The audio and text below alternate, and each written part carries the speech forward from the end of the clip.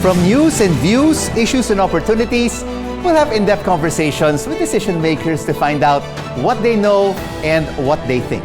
I'm Rico Hizon, inviting you to join the exchange because your business is our business. Filipinos are bracing for hotter days ahead as the El Niño phenomenon approaches. Preparations are underway down to the local level, with officials urging constituents to manage the use of resources while keeping cool. How are establishments providing quality service while anticipating sweltering temperatures? The vision of climate adaptation in our C-Suite Vision.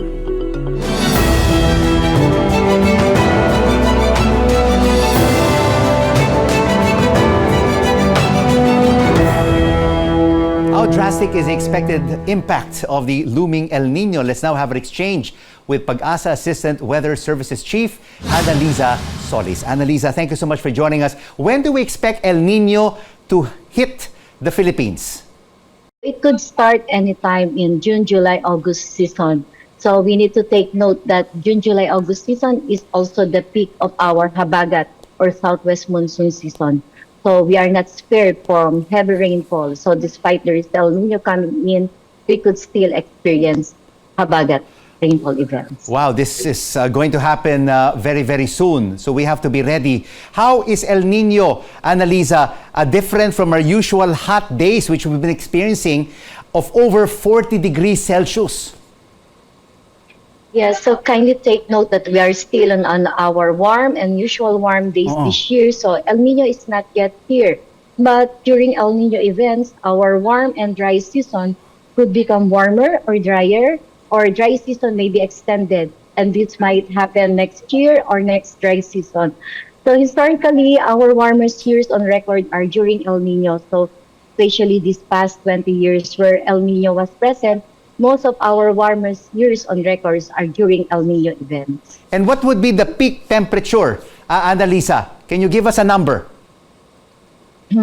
So based on our forecast, so around 40 degrees might be the highest temperature. And we already recorded the maximum temperature of 39 degrees over Isabela this year.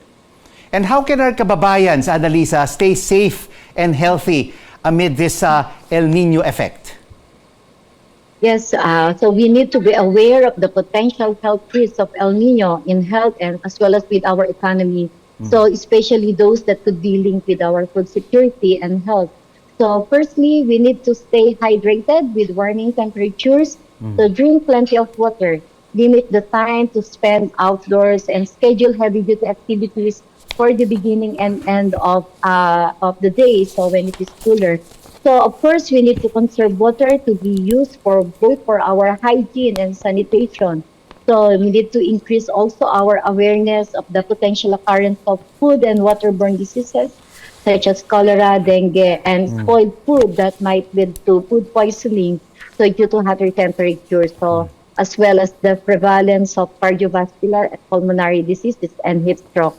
So we need to encourage the public to stay updated as well with PAGASA's advice and warnings and cooperate with your LGU local measures to mitigate the effects of El Nino. So many side effects of El Nino on us personally and our environment. Thank you so much for this weather forecast exchange, PAGASA's Liza Solis. Let's now take a look at the possible impact of El Nino on the economy with Security Bank Chief Economist Dan Roces. Dan, we heard Liza and the impact of El Nino on the country. What kind of effect will this have on the economy? Well, the first thing that we're watching out for is its effect on inflation. So inflation has further slowed down to 6.6% as of April. So, we all know that the main cause of inflation was food supply. So upside risks from the food side are emerging again, chief of which is the impact of El Nino by around June to August. So our estimates show that the inflation trajectory will continue to go down because of base effects from last year, even with El Nino.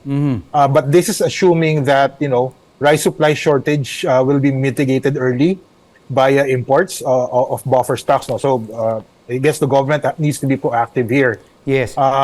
Rice may get affected the most and become the most inflationary. No? And that actually compounds the food basket, which is around 30% of inflation. Yeah, that is indeed a major food staple for all our kababayans. So apart from agriculture, Dan, which other industries could be most likely affected by this dry spell? Well, if if we're unable to control electricity costs, no, that will impact all businesses, no? Especially those dependent upon the supply of electricity. You have BPOs probably getting hit, no, and we'll probably see utility prices actually go up as well, no. So that's not a good sign, because utilities is actually the second heavyweight basket in the CPI, next to or following the food basket. So that could impact doubly on overall inflation moving forward. So Dan, NEDA Secretary Arsenio Balisacan has said he's not worried on the impact of El Nino on the economy. Let's listen to what he said. Contraction of agriculture caused by El Nino may not deeply impact on the economy, although it may deeply impact on households, because a large majority, you still have more than 20% of your labor force is located and dependent on agriculture. So Dan, do you agree with Secretary Balisacan's assessment? Well, to some extent, yes. No, based on the figures that he cited, there's some significant buffer that's going for us, as compared to, well, against El Nino. No? So, should El Nino actually become more persistent and severe in the second half, well, inflation could likely add on around 0.4% on average. That's going to push all initial full year estimates a bit higher. No? On the other hand, I mentioned the base effects. The other thing is core inflation will probably go down, no? Because the heat spell will probably cause people to not really consume more. No, so that broader price pressures could actually go down faster. No? So Dan, that gives some breathing room to central bank. Yes. Okay, we're faced with so many issues, no, ahead of El Nino, and Liza said it could happen as soon as June, July, or August. Is this administration already preparing for El Nino, from your point of view, to better equip industries and our kababayans against the impact?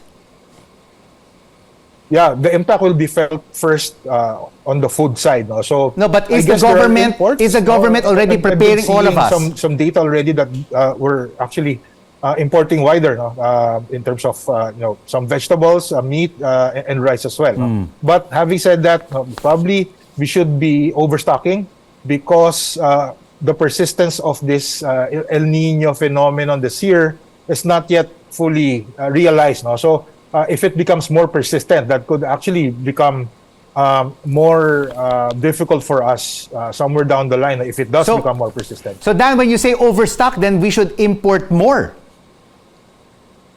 That's right. I think we have to be more prepared. And like I said, that's part of being proactive. The level of imports that we have right now could be enough. I think in terms of the buffer stock of rice, that's enough to last us 1 quarter. Assuming that the El Nino thing actually becomes more broader, more persistent, and actually worse. We shouldn't be just doing the solution by then. So better to be more prepared rather than being reactive. All right. Thank you so much for this socio-economic exchange, Security Bank Chief Economist Dan Roces.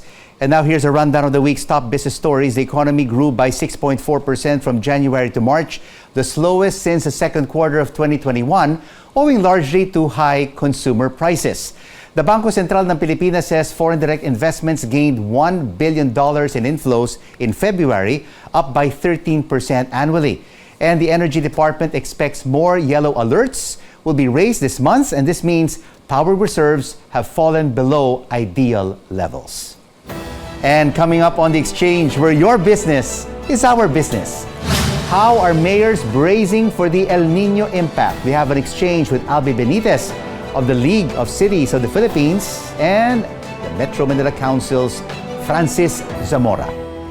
And for some Filipinos, staying in hotels is a way to cool down from the heat. The Philippine Hotel Owners Association joins us right here on CNN Philippines. News you can trust.